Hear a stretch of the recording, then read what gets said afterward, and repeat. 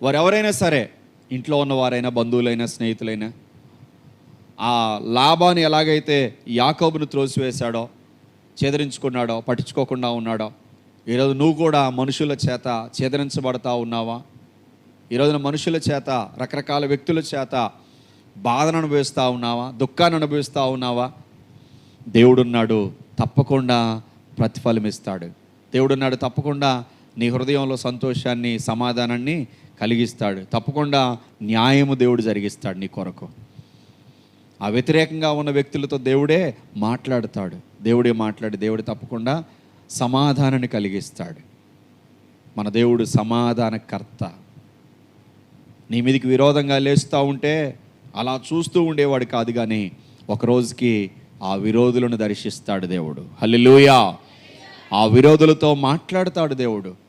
ఎందుకంటే లాబాను ఎంతగానో కోపంతో వచ్చాడు, విరోధంతో వచ్చాడు, శత్రువులాగా వచ్చాడు. దేవుడు మాట్లాడాడు, గద్దిచ్చాడు. దేవుడు తప్పకుండా నీ విరోధులతో కూడా మాట్లాడతాడు. నిన్ను శత్రువుగా భావించి, నీ మీద కోపం పెట్టుకొని, నీ మీద ద్వేషం పెట్టుకొని, నిన్ను చూస్తేనే ఒకలాగా ఆలోచన చేస్తున్నటువంటివి ఆ వ్యక్తులతో దేవుడు తప్పకుండా మాట్లాడతాడు. మాట్లాడి తప్పకుండా సమాధానాన్ని కలిగిస్తాడు.